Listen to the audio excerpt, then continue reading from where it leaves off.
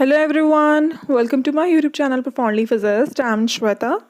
सो आज की वीडियो है रिगार्डिंग द क्विज रिजल्ट जो कि हुआ था on quantum mechanics.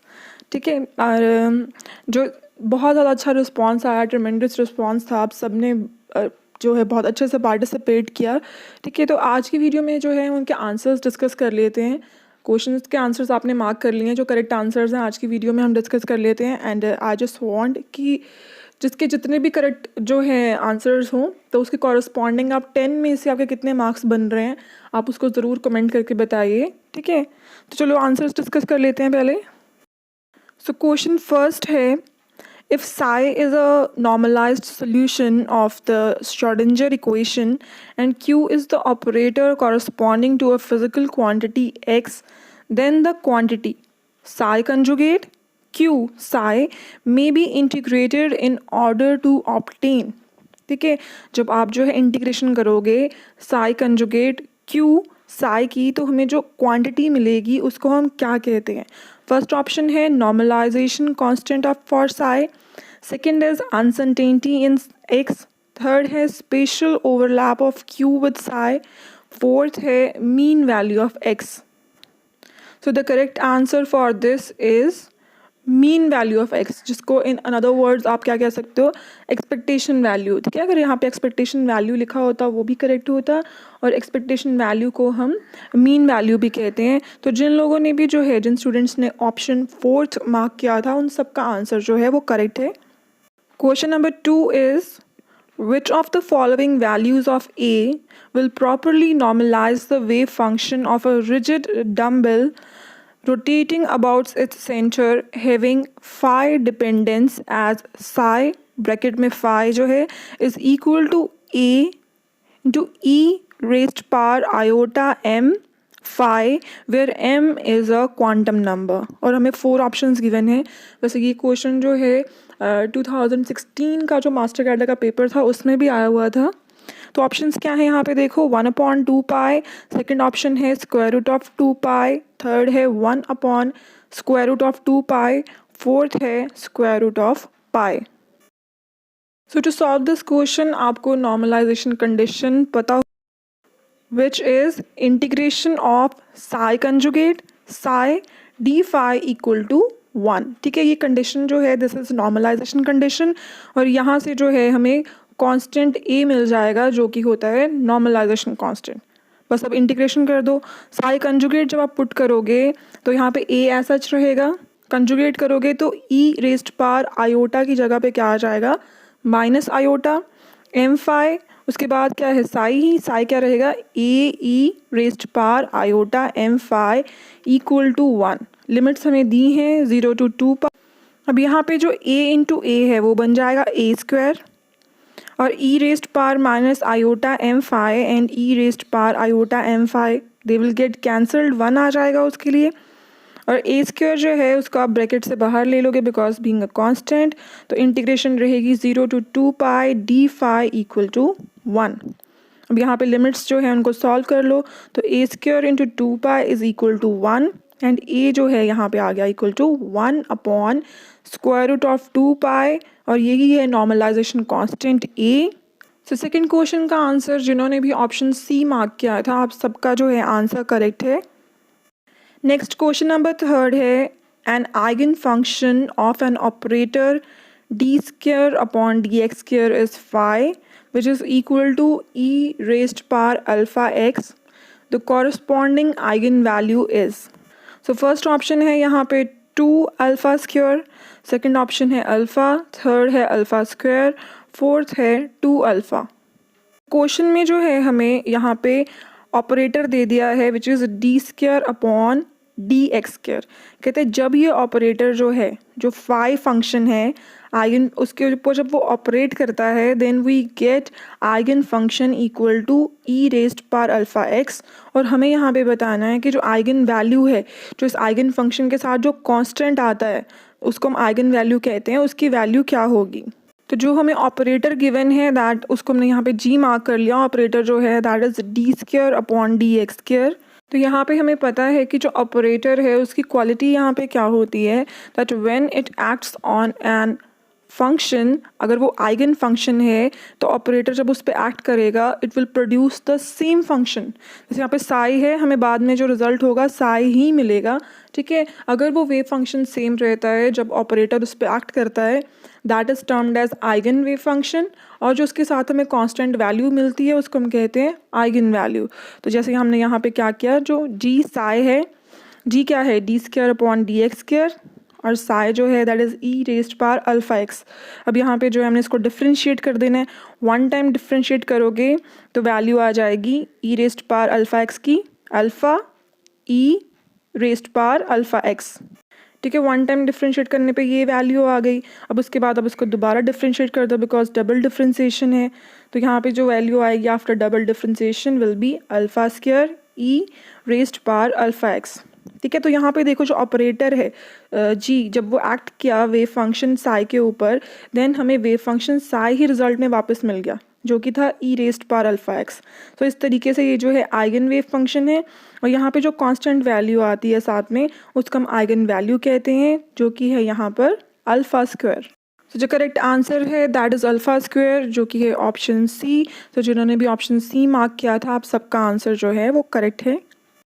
Question number 4 is, if de Broglie wavelength of an electron is 73 angstrom, then the velocity of electron is, ठीक है। तो मास हमें इलेक्ट्रॉन का दे दिया हुआ है 9.1 इंटू 10⁻³ किलोग्राम, और जो h जो प्लैंक्स कांस्टेंट है उसकी वैल्यू गिवन है 6.6 इंटू 10⁻34 जूल सेकेंड। और हमें क्या फाइंड आउट करना है यहाँ पे, वेलोसिटी ऑफ इलेक्ट्रॉन, ठीक है। अगर हमारे पास वेवलेंथ है, मास है, h अगर हमें गिवन है तो वेलोसिटी का फार्मूला क्या होगा, ठीक है। उसको यूज़ करके जो है आप वेलोसिटी की यहाँ पे वैल्यू फाइंड आउट कर सकते हो। 4 ऑप्शंस हमें गिवन है। So the formula for de Broglie's wavelength is lambda is equal to h upon mv। p होता है यहाँ पे, p इज़ mv। तो यहाँ से जो है वेलोसिटी क्या हो जाएगी, v will be equal to h upon m lambda. तो h की वैल्यू पुट कर दो, मास गिवन है, लेमडा इज गिवन।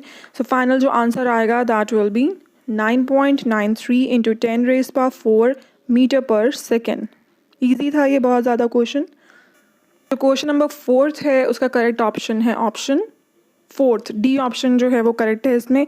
तो जिन्होंने भी 4 का जो है डी ऑप्शन मार्क किया था आप सबका आंसर करेक्ट है। तो next question number 5 is, a particle limited to the x-axis has the wave frequency psi equal to ax between x is equal to 0 and x is equal to 1 and psi is equal to 0 elsewhere. The expectation value of the particle's position is. So मैं question में बोला है कि जो particle है, ठीक है, between the limits x is equal to 0 and x is equal to 1, it has a wave frequency equal to ax and but जो एल्सवेयर है frequency that is equal to 0। तो हमें ये बताना है कि जो पार्टिकल की पोजीशन की एक्सपेक्टेशन वैल्यू है वो क्या होगी। तो फर्स्ट ऑप्शन है a स्क्वायर बाय 4, सेकेंड है a स्क्वायर, थर्ड है a square by 2 and fourth option है a square by 8। So the formula for finding out expectation value is integration of psi conjugate. And जैसे यहाँ पे हमने position find out करनी है तो position is given by x and then psi and then dx। तो साई जो wave function है वो हमें दिया गया है ax। अब जब आप ax का कंजुगेट भी करोगे then you will get ax again. तो यहाँ पे आप साई का जो है स्क्वायर भी लिख सकते हो मॉडुलस का, because both the terms are similar. तो यहाँ पे क्या आ जाएगा, a स्क्वायर x स्क्वायर, और यहाँ पे x ऑलरेडी है। So what will get a square into x cube. अब ए स्क्वायर जो है that is constant and will be taken out of the integration. तो यहाँ पे क्या आ जाएगा, a square integration from 0 to 1 x cube d x. ये लिमिट जो है 0 to 1 ये हमें क्वेश्चन में गिवन थी। एक्स क्यूब की इंटीग्रेशन क्या हो जाएगी, x raised power 4 by 4 and आप लिमिट्स पुट कर दो 0 to 1। सो जो फाइनल आंसर है हमारे पास that will be a square by 4, ठीक है। बहुत ईजी था ये भी। सो क्वेश्चन नंबर 5 का जो करेक्ट आंसर है दैट इज़ ऑप्शन ए, ठीक है। तो जिन्होंने भी ए मार्क किया था आप सबका आंसर करेक्ट है। Question number 6 is Schrodinger equation describe the. तो श्रोडिंगर इक्वेशन जो है उससे हमें क्या पता चलता है, फर्स्ट ऑप्शन है procedure for splitting an atom, second है complement of the wave function, third है behaviour of matter waves, fourth है मोशन ऑफ लाइट। ठीक है, तो वी नो दिस, जो श्रोडिंगर वेव इक्वेशन है that describes the behaviour of matter waves. ठीक है, तो जो 6th क्वेश्चन है इसका करेक्ट ऑप्शन था सी। जिन्होंने भी सी मार्क किया है आप सबका करेक्ट है, 1 मार्क जो है आपको यहाँ पे मिल जाएगा। वैसे ये क्वेश्चन मैंने देखा जिन्होंने भी अटेम्प्ट किया है सबका ही करेक्ट है, almost everyone has given the correct answer of this question. So next question number 7th is, the square of a particle's wave function describes the probability of what about the particle। ठीक है, तो अगर आपके पास wave function है आप उसका square कर दो, then what you will get to know about, first है यहाँ पर that it has a specific spin, second है that it will disappear, third है that it will decay, fourth है that it is at a particular place। तो जो correct answer है इसका that is probability of finding a particle at a particular place।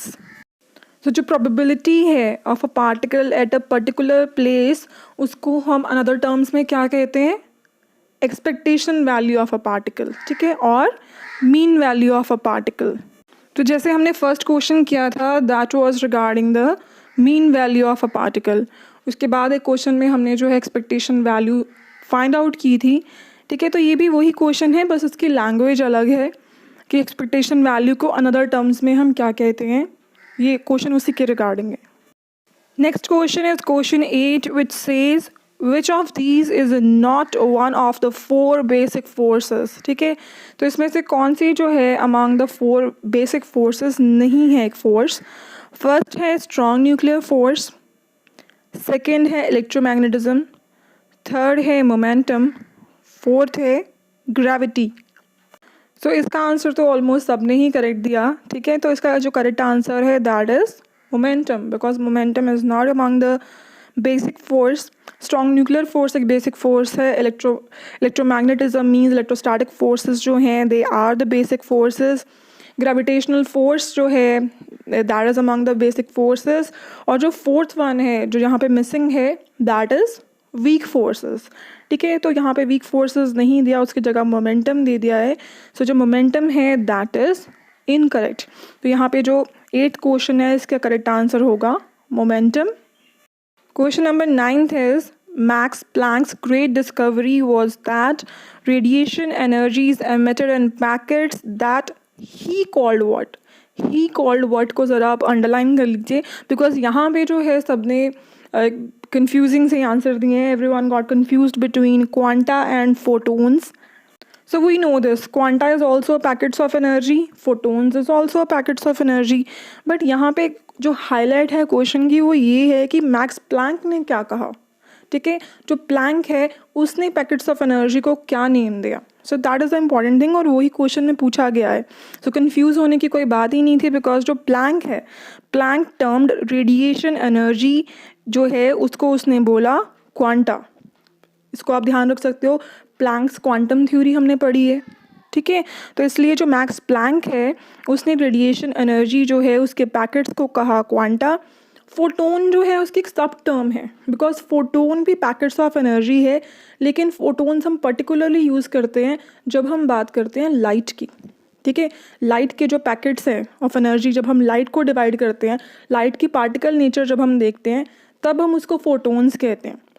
लेकिन जब बात आती है रेडिएशन एनर्जी की, एंड जो क्लियर टर्म यूज़ की मैक्स प्लैंक ने दैट इज़ क्वांटा, और यहाँ पे अगर क्वांटम लिखा होता that will also be correct. तो यहाँ पे कोई कन्फ्यूजन की बात ही नहीं है, मैक्स प्लैंक का जो भी बात आएगी आपने क्वांटा ही याद रखना है। सो करेक्ट ऑप्शन जो है 9th का है दैट इज़ डी। जिन्होंने भी क्वांटा मार्क किया है आप सबका आंसर जो है वो करेक्ट है। मोर ओवर जो फोटोन्स टर्म है वो ज़्यादा आइंस्टाइन ने यूज़ की है, because we know about the Einstein photo electric equation. ठीक है, बिकॉज आइंस्टाइन ने जो है वो लाइट का बिहेवियर स्टडी किया था, that light has a particle nature. तो फोटोन्स टर्म जो है वो वहाँ पे क्वाइन की उसने। एंड सो ये आपको ध्यान में रखना है कि जब भी लाइट की बात आएगी, अगर यहाँ पे लाइट लिखा होता, आइंस्टाइन की बात होती, देन टर्म जो होगी यहाँ पे फोटोन्स होगी। लेकिन जब भी प्लैंक है and radiation energy term is there, then the word will be quanta or quantum। Question number 10th is, in quantum mechanics the angular momentum of a particle is called what. तो इस question के बहुत mixed answers आए। किसी ने rotation जो है इसका करेक्ट आंसर लिखा, किसी ने ऑर्बिटल, किसी ने स्पिन, या फिर किसी ने ऑर्बिटल एंड स्पिन बोथ को बोला कि that is the correct answer. So यहाँ पे जो है, जो क्वेश्चन के बिहाइंड इंटेंशन थी, I just want to reframe the question. उन्होंने पूछा इस तरीके से कि जो क्लासिकल मैकेनिक्स है उसमें तो एंगुलर मोमेंटम होता है, यहाँ पे only we talk about L, जो ऑर्बिटल एंगुलर मोमेंटम है, सिर्फ उसी की बात होती है क्लासिकल मैकेनिक्स में। तो क्वांटम में जो है इसके अलावा कौन सा जो है एंगुलर मोमेंटम प्रेजेंट है, इस तरीके से क्वेश्चन पूछना चाहा गया था। बिकॉज वी नो दिस कि जो क्वांटम मैकेनिक्स है उसमें L and S and moreover we will say total angular momentum is also present. L S J तीनों एंगुलर मोमेंटम जो हैं वो क्वांटम मैकेनिक्स में प्रेजेंट है। तो अगर इस क्वेश्चन के अकॉर्डिंग हम इसका आंसर देखें, that will be orbital as well as spin. ठीक है, एल एंड एस दोनों जो है they are present in the quantum mechanics. वैसे क्वेश्चन जो पूछा गया था वो इस तरीके से होना चाहिए था, अगर वो स्पिन को करेक्ट आंसर मार्क कर रहे हैं कि जो क्लासिकल मैकेनिक्स है उसमें तो ऑर्बिटल एंगुलर मोमेंटम है, क्वांटम मैकेनिक्स में ऑर्बिटल एंगुलर मोमेंटम के अलावा और कौन सा जो है एंगुलर मोमेंटम प्रेजेंट है। तो इन दैट केस जो करेक्ट आंसर आता स्पिन आता। बट यहाँ पे जो क्वेश्चन है वो यही पूछा गया है that the angular momentum of a particle is called what in quantum mechanics. तो यहाँ पे हम जो है ऑर्बिटल को इग्नोर नहीं कर सकते because that is also present. तो जो करेक्ट होगा यहाँ पे that will be orbital as well as spin. L is there, S is there. Rotation गलत होगा बिकॉज रोटेशन कोई एंगुलर मोमेंटम नहीं है। एंगुलर मोमेंटम, किसी भी एंगुलर मोमेंटम का नाम रोटेशन नहीं है। एंगुलर मोमेंटम तीन ही नेम है उनके, orbital angular momentum, spin angular momentum, या फिर टोटल एंगुलर मोमेंटम जो कि होता है J. So the correct answer will be orbital as well as spin. And अगर आपको सिर्फ एक आंसर मार्क करना होता क्वेश्चन में तो आप स्पिन एंगुलर मोमेंटम को मार्क करके आइए। But here we are discussing correct answer. ठीक है, जो करेक्ट आंसर होना चाहिए वो होगा orbital as well as spin angular momentum. ठीक है, आई होप जो है आपको सारे क्वेश्चंस अच्छे से समझ आ गए होंगे। बहुत अच्छे से आप लोगों ने रिस्पॉन्स किया, ऑलमोस्ट सबने जो है करेक्ट आंसर्स दिए, लेकिन जिनकी जहाँ कहीं भी कन्फ्यूजन्स थी आई होप वो सब कन्फ्यूजन्स जो हैं वो सॉर्टेड हो गई होंगी अब। सो जो नेक्स्ट क्विज है that will be on the unit nuclear and particle physics. ठीक है, और न्यूक्लियर एंड पार्टिकल फिजिक्स की क्विज होगी ऑन डेट 24 अक्टूबर, बिकॉज 25 को आई गेस फेस्टिवल भी है। 24 अक्टूबर को जो है क्विज होगी। एक बार मैं कम्युनिटी में पोस्ट भी कर दूँगी सो दैट किसी को कन्फ्यूजन ना रहे कि क्या डेट एंड टाइम है। So thank you everyone for watching my video. And अगर आज की वीडियो आपके लिए हेल्पफुल रही है तो वीडियो को ज़रूर लाइक कीजिए, शेयर कीजिए अपने फ्रेंड्स के साथ, एंड चैनल को ज़रूर सब्सक्राइब कर लीजिए।